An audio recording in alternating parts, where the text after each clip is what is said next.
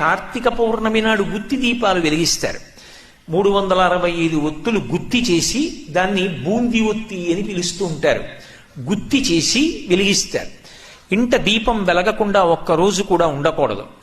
ఏ కారణం చేతనైనా ఇంట దీపం లేకుండా ఇల్లు తాళం వేసి ఉన్నటువంటి దోషం పరిహరింపబడడానికి 365 ఒత్తులు అంటే ఒక రోజుకి సిద్ధపడిన వాడిని 365 రోజులు ఇల్లు తాళం వేసి దీపం లేకుండా వెళ్ళిపోవడానికి సిద్ధపడగలిగినటువంటి మనస్తత్వం ఉన్నవాణ్ణి కాబట్టి తద్దోషాన్ని ఉపశమింపజేయడానికి పరమాత్మ నీ కృపచేత అనుగ్రహించు.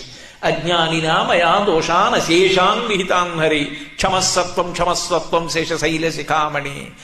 అందుకని ఇదిగో ఈ దీపం వెలిగిస్తున్నాను.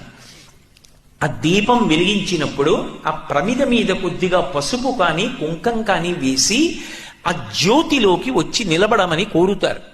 త్రయంబకమావాహయామి అంటారు. ఓ త్రయంబకుడా నువ్వు నేను వెలిగించిన ఈ దీపం ఉందే, ఈ దీపపు కాంతి ఎంత దూరం పడుతోందో, ఆ కాంతిలోకి ఏ ఏ ప్రాణులు వస్తున్నాయో అవి కీటాహ పతంగాహ మశకాశ్చ వృక్షాహ జలే స్థలే ఏ నివసంతి జీవాహ దృష్ట్వా ప్రదీపం నచ జన్మభాగినః.